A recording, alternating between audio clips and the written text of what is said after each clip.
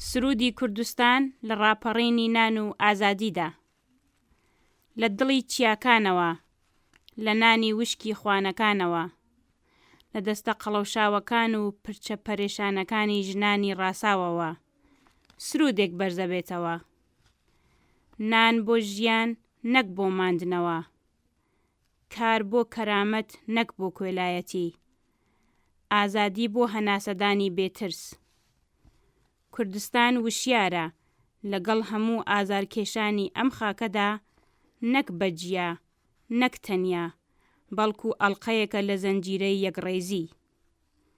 ژنان کە نیوەی ئاسمان لەسەر شانیانە و نیوەی ئازاری جیهانیش لێبڕاوانە ڕاوەستاون، بە پرچی پەرێشان و سرودی بەهاری ژیان لەسەر لێو.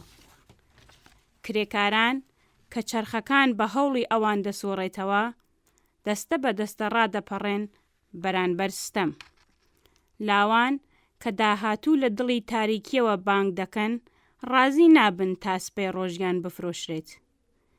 ئێرە کوردستانە، بەڵام دەنگەکە گشتگیرە.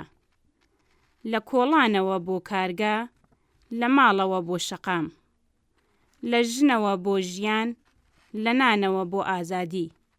هەتا ئەو ڕۆژەی کە هیچ مرۆڤێک سووک چاوی لێ نەکرێت، هەموو کەس خاوەنی چارەنووسی خۆی بێت.